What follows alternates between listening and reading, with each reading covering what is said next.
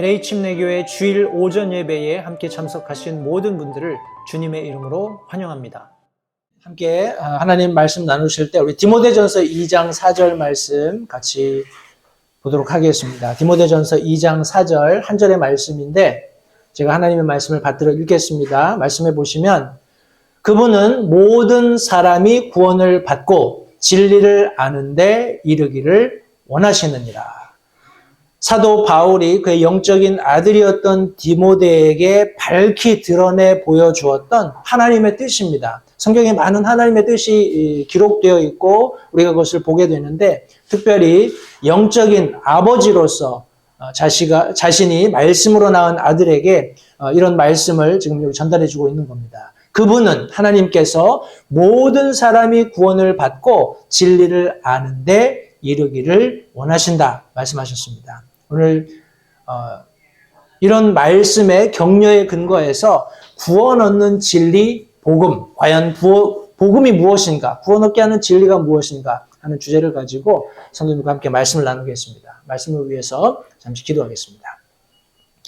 살아계신 아버지 하나님 감사합니다. 오늘 사랑하는 성도들과 함께 복된 주일 하나님의 말씀을 나눌 수 있는 놀라운 특권을 이 시간 다시 한번 감사드립니다. 함께 나누는 말씀 속에서 우리가 믿었던 그 복음이 무엇인지를 다시 한번 점검해 볼 수 있도록 도와주시고 또 나누는 말씀을 우리가 잘 마음속에 기억함으로써 다른 사람들과도 아무 거리낌 없이 주저함 없이 복음 전할 수 있는 그런 귀한 그런 준비가 되는 그런 시간 될 수 있도록 주님 함께 해주시기 원합니다. 말씀 전하는 소정을 다시 한번 주님께 의탁드립니다. 매 순간 좀 사람들을 만나서 이 복음을 전할 때마다 역사해 주셨던 성령 하나님께서 이 자리에 함께 계시면서 우리와 이 말씀을 좀 나누는 순간 동참해 주셔서 정확하게 이 말씀을 이해할 수 있도록 다시 한번 도우시기를 간절히 바라올 때 예수님 이름으로 기도했습니다.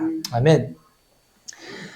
우리 제가 말씀드린 것처럼 그 샌디에고 근처에 있는 이 크리스천 스쿨을 방문해서 한국에서 방문한 이 아이들과 말씀을 전하면서 어떻게 복음을 쉽고 아이들이 알기 쉽게 이렇게 전할 수 있을까 굉장히 고민을 많이 했습니다. 그런데 중요한 것은 이 아이들이 배경이 다 다르잖아요. 저와 여러분들이 만나는 사람들도 배경이 다 다를 수 있습니다. 어떤 사람은 무신론자일 수도 있고요. 어떤 사람은 천주교에 오랫동안 그렇게 아주 심취해 있는 사람일 수도 있고 불교일 수도 있고요. 다양한 그런 배경들을 가지고 있습니다. 그런데 우리가 한 가지 잊지 말아야 할 것은 우리가 전하는 복음이 어디로부터 기인했는가 하는 겁니다. 다시 말해서 그 기준이 뭐냐라는 거예요.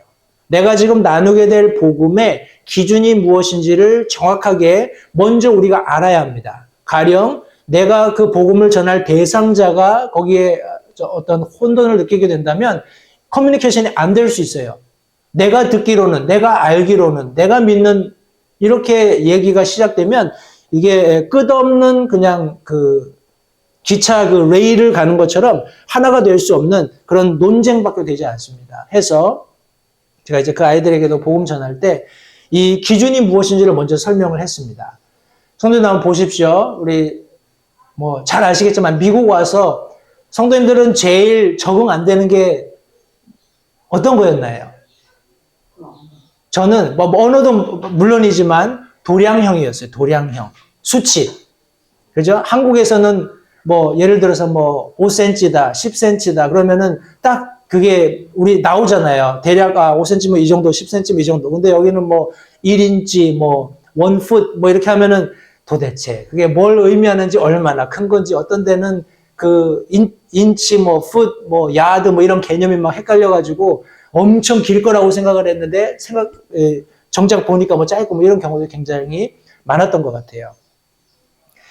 성도님들 그와 같이 우리가 분명한 기준이 없으면 대화도 되지 않겠거니와 우리가 무엇을 정의할 때 굉장히 혼란스럽습니다. 해서 특별히 우리가 복음을 전할 때 기준이 되는 것은 캐논, 정경입니다. 하나님의 말씀이에요.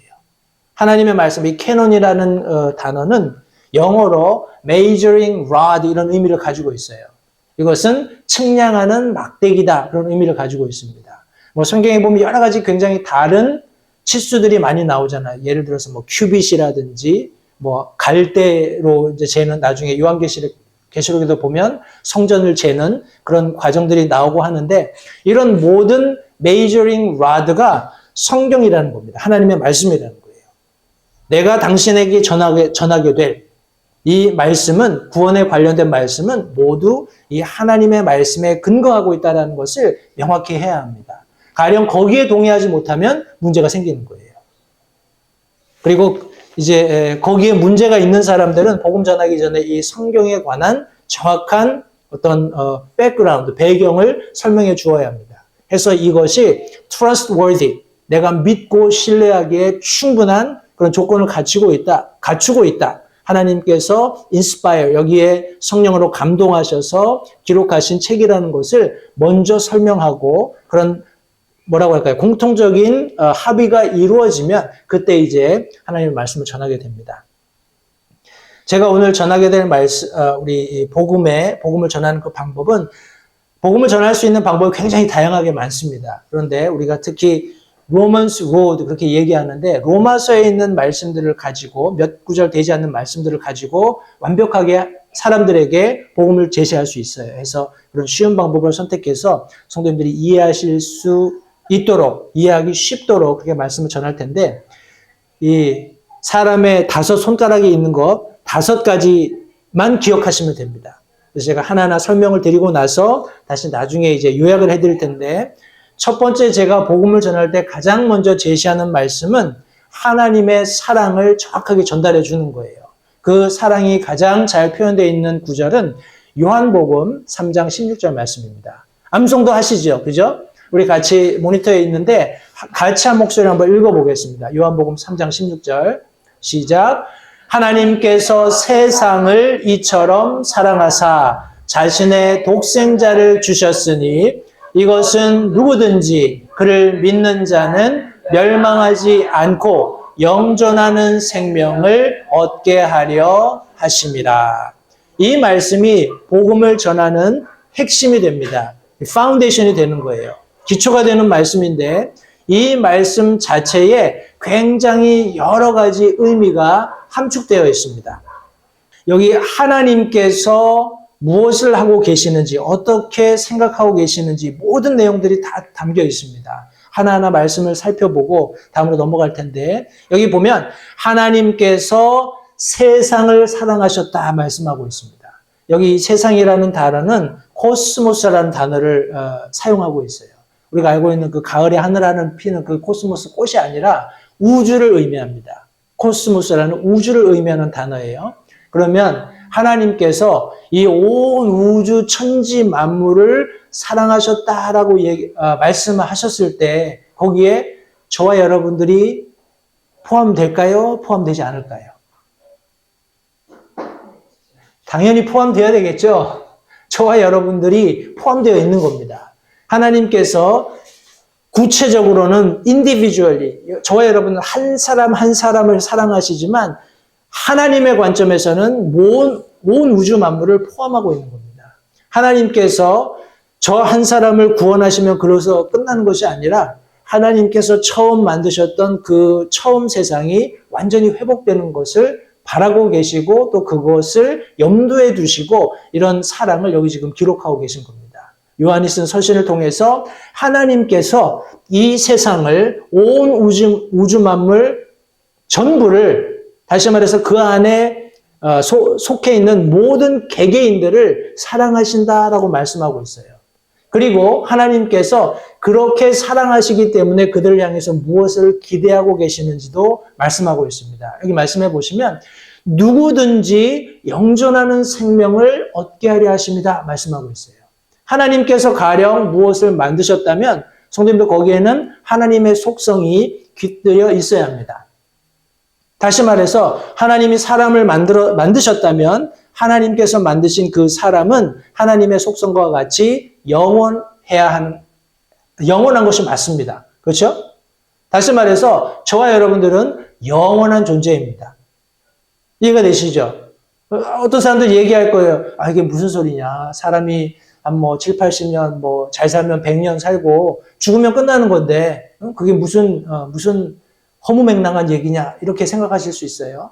그런데 하나님께서는 인간을 영원한 존재로 만드셨고 비록 우리가 아담의 범죄로 인해서 그 죄과가 전가되어서 이 땅에서 사는 삶이 유한하게 되었을지라도 우리는 영원한 존재라는 거예요. 다시 말해서 영원한 가령 심판이나 영원한 보상을 기대할 수 있는 영원한 존재라는 겁니다. 그런데 죄로 인해서 우리가 영혼의 세계에 들어갈 때 하나님께서 원하시는 그런 교제의 장으로 들어가지 못하고 죄로 인해서 멸망해야 하는 사탄과 같은 그런 지옥에 들어가는 그런 형벌을 맞이하게 되었다는 겁니다. 그런데 하나님께서 원하시는 것은 그것이 아니라는 거예요. 하나님께서 원하시는 것은 세상을 너무나 사랑하시고 누구든지 영존하는 생명을 얻게 하도록 하시는 것이 하나님의 뜻이었다는 겁니다. 그런데 여기 지금 성경이 말씀하고 있는 것처럼 그분을 누구든지 믿으면 멸망하지 않는다라고 성경이 말씀하고 있죠. 다른 말로 이야기하면 멸망할 수밖에 없는 존재라는 겁니다. 저와 여러분들은 멸망할 수밖에 없는 존재예요. 그럼 이제 이렇게 이야기를 하면은 왜 내가 멸망할 수밖에 없는 존재냐? 내가 무슨 죄를 지었냐? 이렇게 이제 대답하신 분들이 많아요. 내가 뭐 도둑질한 것도 아니고 사람을 죽인 것도 아니고 사기를 치는 것도 아니고 나는 그럭저럭 세상에서 우리 사람들이 나쁜 놈 소리 안 듣고 잘 살고 있는데 왜 그런 얘기를 하냐 이렇게 얘기를 하거든요. 예, 하나님께서는 이미 완전하게 그분의 생각이 무엇이며 그분이 그런 생각을 성취하기 위해서 어떤 일을 하셨는지를 다 말씀하셨어요. 이 짧은 한 구절 말씀에.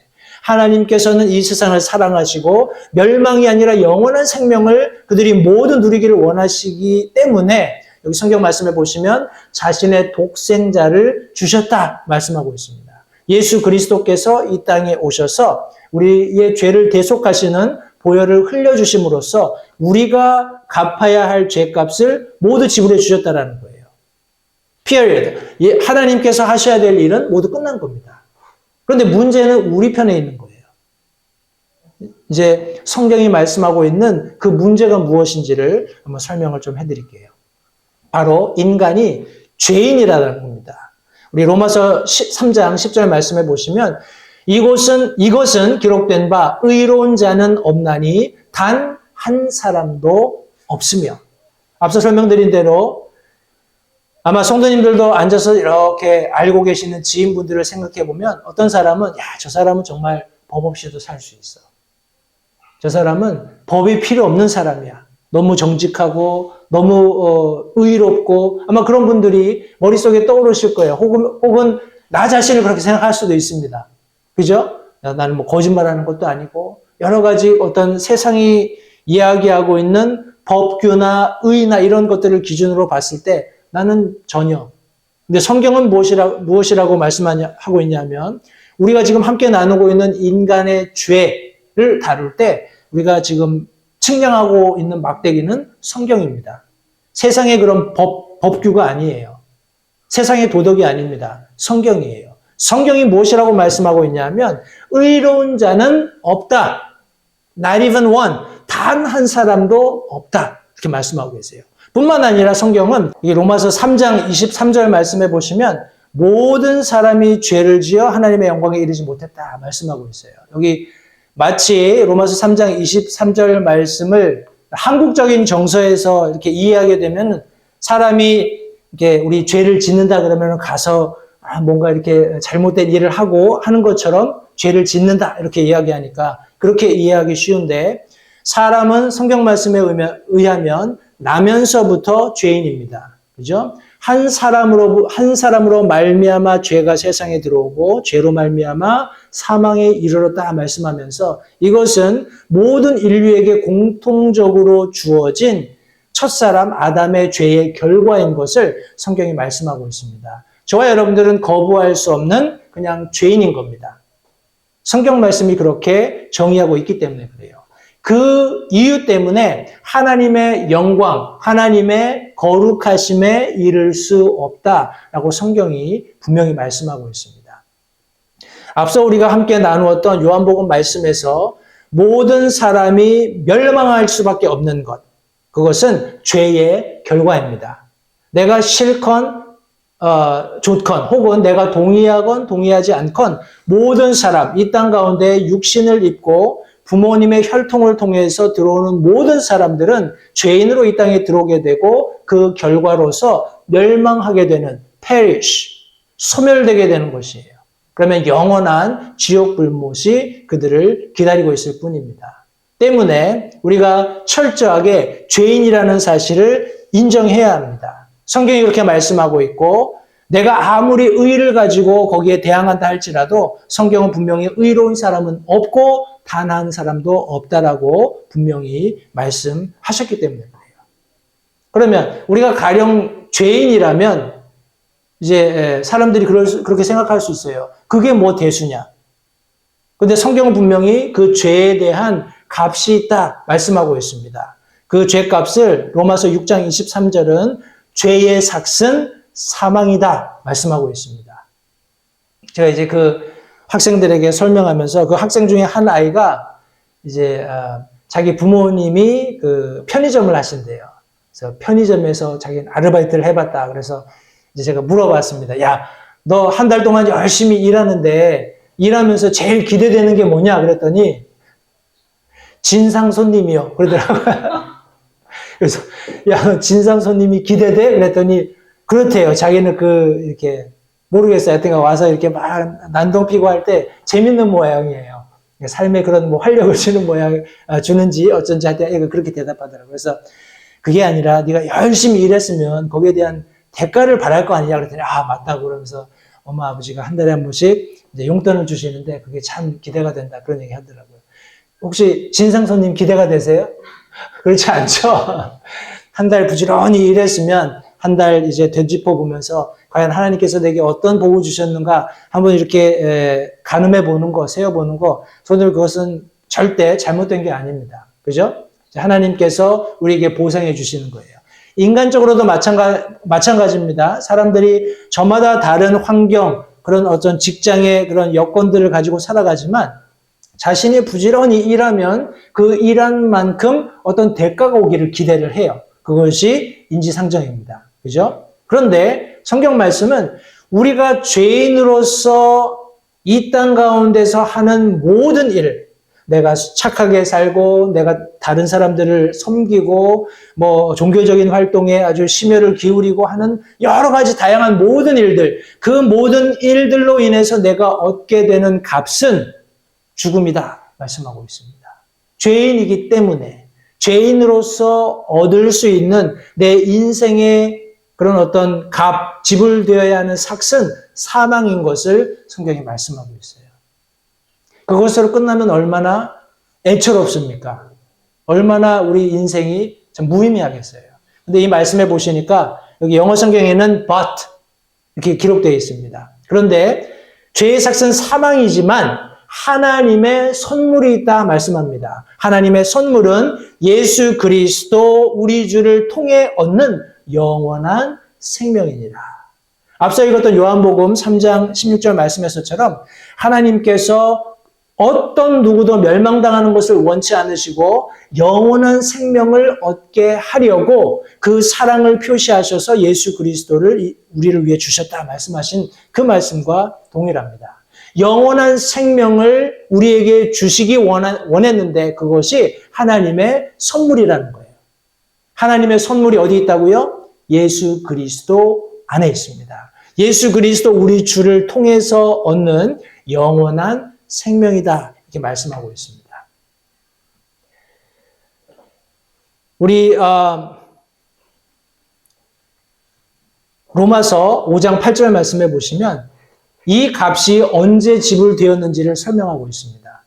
성도님들 보십시오. 내가 어떤 필요를 느꼈을 때 누군가 값을 지불해 주는 것은 내 필요를 충족하기 위한 어떤 보조적인 수단인 것뿐입니다. 그런데 성경은 우리가 아직 죄인이었을 때, 우리가 여전히 죄인으로 있을 때 예수님께서 우리를 위해 죽으심으로 하나님께서 우리를 향한 자신의 사랑을 당당히 제시하셨다라고 말씀하고 있어요.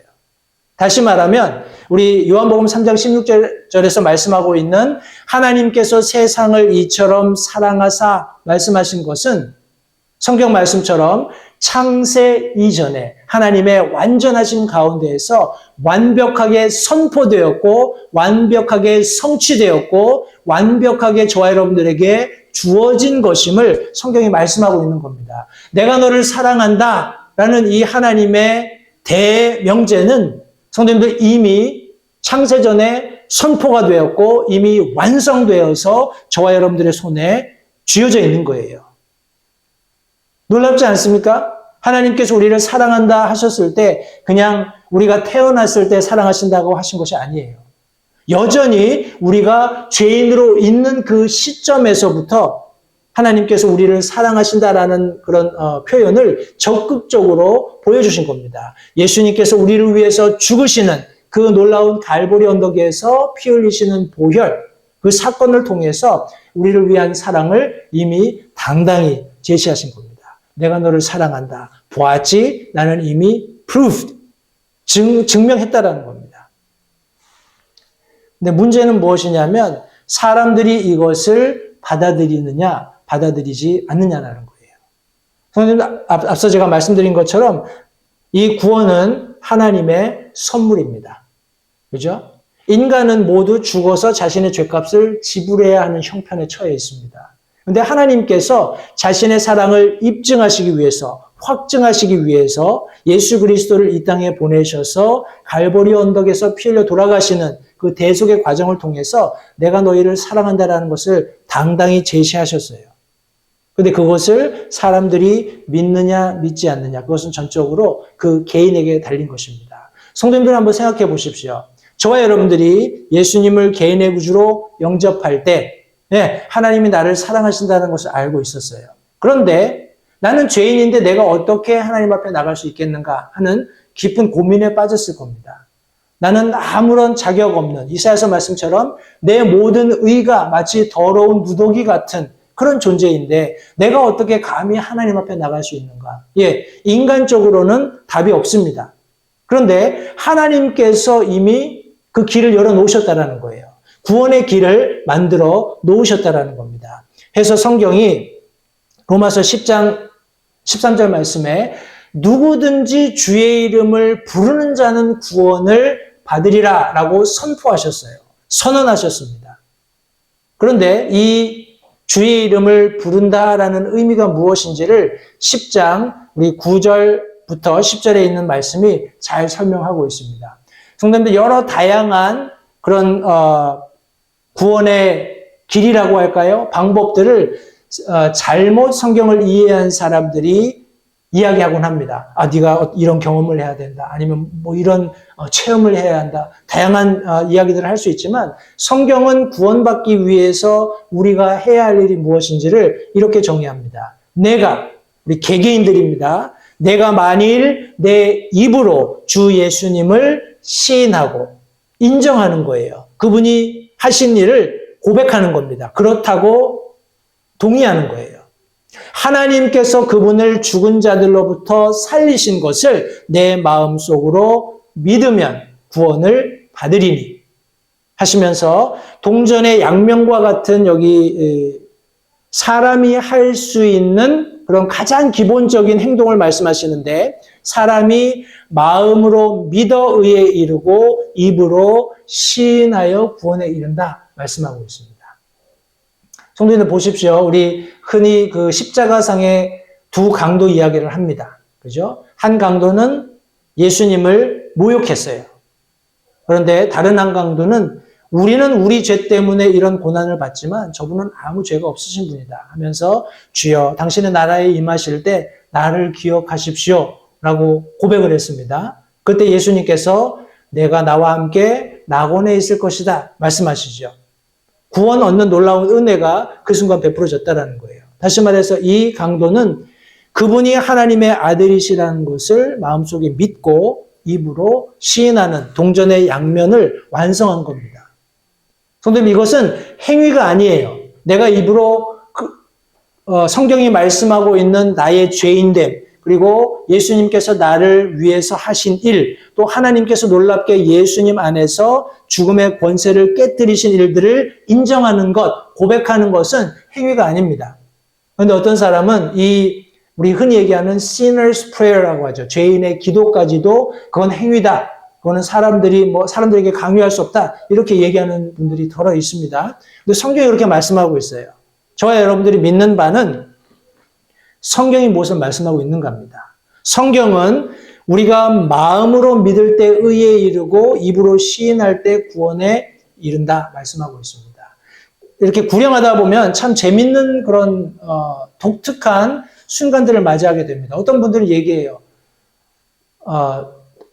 하나님이 당신을 사랑하신다고 성경이 말씀하시는데 믿으세요? 믿어지세요? 그러면 그렇대요. 성경이 당신이 죄인이라고 이야기하고 있는데 동의하십니까? 동의한대요. 예수님께서 당신을 위해서 보혈을 흘려주셨고 장사 지낸 바 되셨다가 하나님께서 그분을 일으키셔서 지금 하나님 보좌 우편에 앉아 계시고 우리의 구원을 모두 성취하신 그런 분으로 성경이 말씀하고 있는데 그거 믿으세요? 그러면 믿는데요. 그러면 그분을 왜 마음속에 영접하시지 않겠습니까? 라고 얘기하면은 그건 내가 나중에 할게. 신기하죠? 모든 것을 다 인정해요. 모든 것을 다 마음속으로 시인을 해요. 그런데 고백은 다음에 하겠다는 거예요. 지금 하지 않겠다는 겁니다. 그러면 의문이 들잖아요. 과연 이분이 구원 받았을까? 저는 개인적으로 of course not.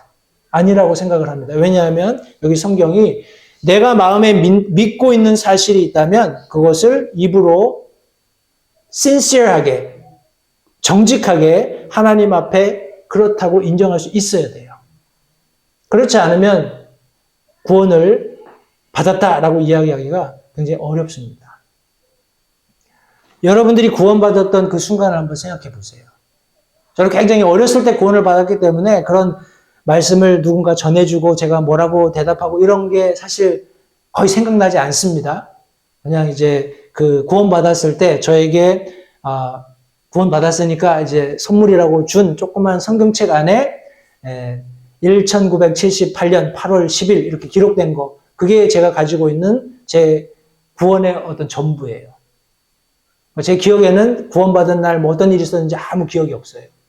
그럼에도 불구하고 제가 구원받았다라고 확신하는 이유는 하나님의 말씀이 무엇을 말씀하고 있는지를 제가 100% 알고 있고 믿고 있고 그렇게 고백할 수 있기 때문에 그렇습니다. 제가 그렇게 이야기하는데 아무런 거리낌이 없어요.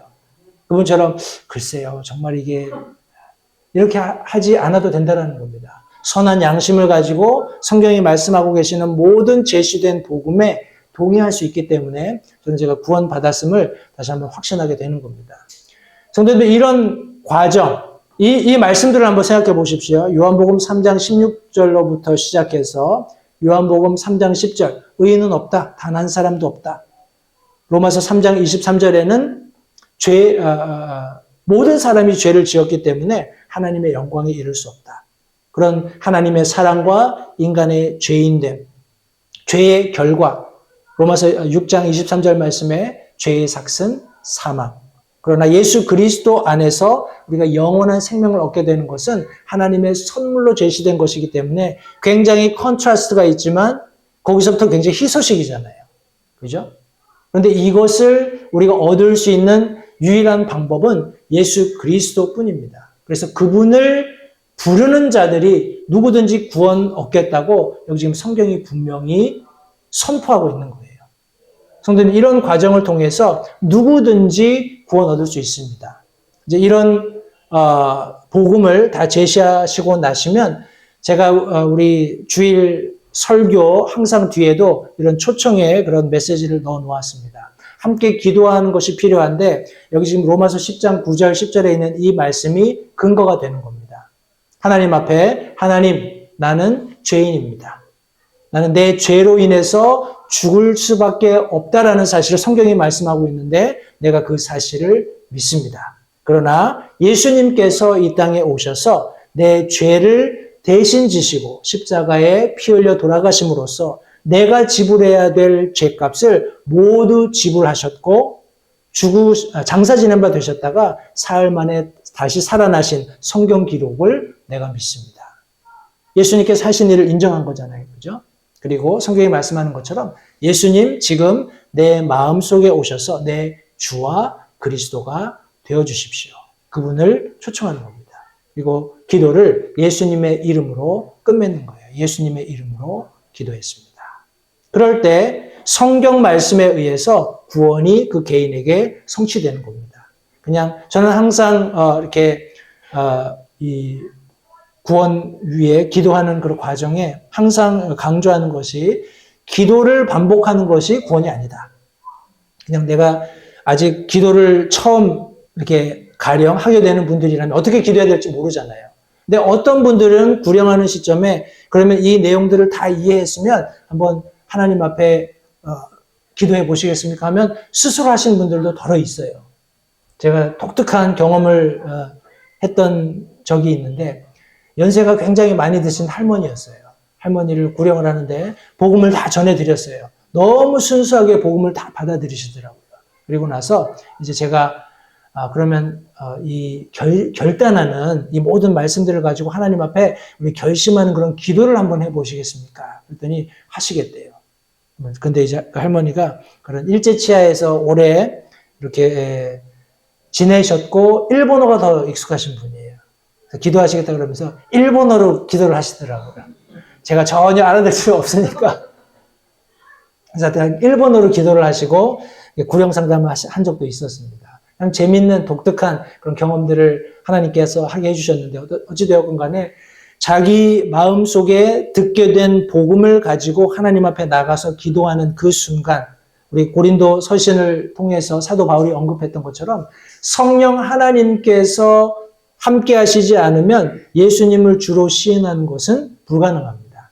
성령께서 그곳에 계시고 말씀을 이해하게 하시고 또 그 입을 열어서 하나님 앞에 예수 그리스도를 구주로 시인하는 고백하는 것은 성령께서 역사에서 이루어지는 구원의 놀라운 현장입니다. 이렇게 구령을 하시고 나면 저 같은 경우에는 적어도 한 2구절 정도 구원의 확신을 주는 그런 성경 구절을 함께 나눕니다. 요한복음 1장 12절 말씀에 그분을 받아들인 자, 곧 그분의 이름을 믿는 자들에게는 다 하나님의 아들이 되는 권능을 그분께서 주셨으니.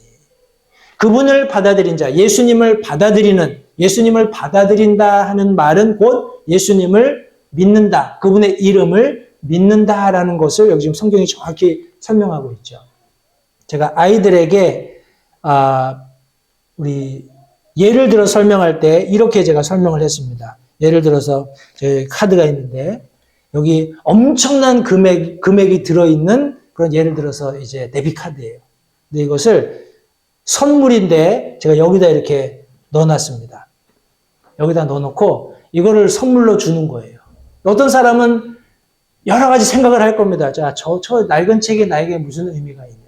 그죠? 목사님이 오랫동안 손때가 묻어서 지저분할 것 같기도 하고 저 책을 받아도 내가 읽어보지 않을 것 같고 여러 가지 다양한 생각들이 있을 거예요. 그런데 틀림없이 주는 사람 입장에서 내가 너를 너무 사랑해. 그리고 네가 누렸으면 하는 그런 여러 가지 즐거움들을 다 너한테 주고 싶어 라고 얘기하면서 이 성경을 내미는 거예요. 이제 전적으로 받는 사람의 책임인 거죠. 내가 그것을 받을 것인가 말 것인가는 그 개인이 결정하는 겁니다. 그런데 그 결정을 하기 전에 설명을 해야 되겠죠. 야, 내가 영원한 생명을 주고 싶어. 영원한 생명을 주고 싶은데 이거는 이 컴퓨터 사이에 들어있는 것도 아니고 이 타블렛 사이에 들어있는 것도 아니고 이 손수건 사이에 들어있는 것도 아니고 여기 있어. 봤지? 영원한 생명은 여기 있는 거야. 예수님 안에 있는 거야. 근데 사람들은 다 그럴듯한 것을 열어보고 싶어 해요. 선한 행위를 한번 열어보고 싶어 하고, 나의 어떤 종교성을 열어보고 싶어 하고, 또 나의 헌신, 희생, 이런 거에 혹시 하나님이 영원한 생명을 주지 않았을까? 뭐든지 이것 빼고는 다 괜찮은 거예요. 이것 빼고는 다 들춰보고 싶은 거예요. 그렇게 인생을 허비합니다. 내 생각 때문에, 내 지식 때문에, 사람들이 자기에게 전해준 경험 때문에 다 그런 노력을 하는 거예요. 그런데 하나님은 말씀하셨어요. I told you. 영원한 생명은 여기 있는 거야. 예수 그리스도 안에 있는 거야. 때문에 네가 이 예수 그리스도를 받아들이면 그분의 이름을 믿으면 하나님께서 예수 그리스도라는 이름 안에 영원한 생명을 주시기로 약속하시고 너에게 선물로 주셨다라고 믿으면 그 선물을 받으면 구원을 얻는데 성경은 하나님의 아들들이 되는 권능을 주셨다라고 말씀하고 있어요.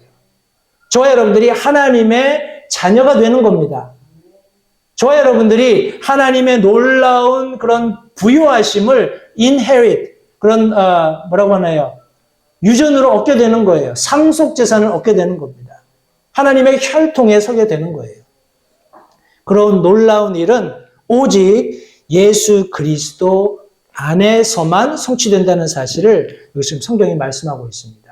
가령 당신이 그렇게 하셨다면, 당신이 내가 전한 복음을 통해서 드린 기도를 통해서 예수 그리스도를 받아들인 것이 분명하다면, 그분의 이름을 믿는 믿음으로 하나님 앞에 나간 것이 분명하다면 당신은 하나님의 아들이 되었습니다. 내 말이나 교회의 어떤 권위가 아니라 하나님께서 그런 권능을 주시겠다라고 약속하셨기 때문에 그렇습니다. 라고 이 말씀을 소개합니다. 또 다른 마지막 제가 나누는 말씀은 요한일서 5장 11절 12절 말씀이에요.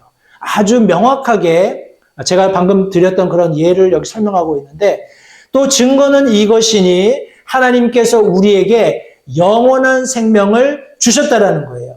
그런데 보십시오. 이 영원한 생명을 하나님께서 우리에게 다이렉트로 주실 수가 없어요. 왜냐하면 하나님은 거룩하시고 거룩하신 하나님은 죄에 근접하실 수 없으시죠. 죄를 눈감아 주실 수 없으세요. 때문에 죄 있는 인간에게 하나님의 거룩하신 영원한 생명이라는 선물이 다이렉트로 갈 수가 없는 겁니다. 해서 이 말씀에 보시면 생명을 주셨는데 이 생명이 그분의 아들 안에 있다 말씀하고 계세요. 육신의 몸을 입고 스스로를 비워서 인간의 형체로 오신 예수 그리스도 안에 있다는 겁니다. 때문에 아들이 있는 자에게는 생명이 있고 아들이 없는 자에게는 생명이 없다 말씀하시는 겁니다. 종교성이 아닙니다. 도덕성이 아니에요. 나의 열심이나 나의 수고, 인간적인 노력이 아니라는 겁니다. 그런 것 가지고는 하나님께서 우리에게 선물로 예비하신 영원한 생명을 얻을 수가 없습니다. 그런 인간적인 열심을 가지고는 구원받을 수 없다는 거예요. 때문에 이 모든 말씀을 제가 요약하겠습니다. 성도님들 이렇게 뭐라고 하나요? 잘 이렇게 순서가 기억이 안 나시거든 손을 탁 펴십시오. 손을 펴시고 하나님이 나를 사랑하십니다. 그런데 우리는 모두 죄인입니다. 우리는 죄인이기 때문에 그 값을 지불해야 하는데 죽음입니다. 그런데 예수님께서 그 모든 죄값을 다 지불하셨습니다. 그래서 믿기만 하면 구원받습니다. 구원받으세요. 짠! 이렇게 하시면 됩니다. 다시 한번요. 하나님은 당신을 사랑하십니다. 그런데 우리는 모두 죄인입니다. 이 죄는 반드시 죄값을 지불해야 돼요. 죽음으로써 지불해야 됩니다. 그런데 예수님께서 그 모든 죄값을 지불하셨습니다. 그래서 당신이 해야 되는 일은 예수님을 마음에 영접하는 겁니다. 누구든지 주의 이름을 부르면 구원을 얻겠다. 구원받으세요. 이렇게 하시면 됩니다. 성도님들, 복음은 단순합니다. 성경 자체도 그렇지만 복음은 요즘 같으면 초등학교 한 1, 2학년 애들만 돼도 말씀을 정확하게 쉽게 설명해 주면 다 이해합니다. 특별히 어린아이들이 어릴 때일수록 성경 말씀을 어떤 인간적인 필터링 없이 순수하게 받아들여요. 어릴 때 성도님들 주변에 어린아이들이 있으시거든 그렇게 단순한 복음으로 불행하시기 바라요. 아이들이 놀랍게 예수님을 영접하는 장면을 보실 수 있을 겁니다. 그렇게 했을 때 아이들을 교회로 데려오셔서 말씀 안에서 이 아이들이 잘 양육되어서 하나님 앞에 귀하게 쓰임받는 그런 역사들이 있었으면 좋겠습니다. 오늘날 성도님들 보십시오. 우리가 조금만 더 주의를 기울이면 그런 귀한 아이들 주님께로 인도할 수 있는데 그렇게 못하는 여러 가지 상황들 때문에 얼마나 많은 아이들을 세상에 뺏겼습니까? 그죠? 여전히 그런 하나님께서 원하시지 않는 그런 영향력 하에 그 아이들이 있는 거예요. 그러면서 삶의 목적을 엉뚱한 데 두고 있는 겁니다. 제가 제일 안타까운 거는 이제 아이들이 뭐 내가 유튜버가 되겠다. 아니면 내가 뭐 게임을 잘해가지고 다른 사람들한테 인정받겠다. 뭐 이런 거. 아무 의미 없는 그 컴퓨터 안에서의 무슨, 글쎄, 그것이 언제까지나 갈지 모르겠지만 어느 정도 시간이 지나고 자기 삶에 대해서 자각하는 순간이 되면은 그것이 얼마나 의미 없는 것이었던가를 깨닫게 될 겁니다. 성도님 다시 한번 그런 때가 이르기 전에 그런 후회로 어떤 개인의 삶을 우리가 이렇게 들여다봐야 하는 그런 순간이 오기 전에 우리에게 기회가 있을 때 그리고 하나님께서 이 놀라운 쉽고 단순한 구원 얻는 진리를 이 복음을 우리에게 허락하셨을 때 성도님 우리가 힘써서 기회가 되는 대로 이 복음을 전해야 할 줄 믿습니다. 하나님께서 He will do the rest. 나머지 모든 일을 하십니다. 우리가 전한 복음에 성령께서 함께 하셔서 그 말씀을 들은 사람이 구원 얻도록 도와주실 겁니다. 성도님들 이 구원 얻는 진리, 이 복음을 우리는 이미 받았어요. 우리는 이미 누렸습니다. 하나님의 자녀가 되었고 놀라운 하나님의 권세를 우리가 함께 공유하는 그런 특권을 누렸습니다. 그러나 아직 많은 사람들이 아직 예수님을 알지 못하고 있습니다. 그것이 현실이에요. 우리 주변을 돌아보시고 성도님들 올 한 해 2023년도 개인적으로 한번 구령을 할 수 있도록 기도해 보시고 그렇게 실제적으로 우리 들은 복음을 함께 나누면서 잃어버린 영혼들을 주님께로 인도하는 모든 LH 교회 성도님들이 되시기를 바랍니다. 기도하겠습니다.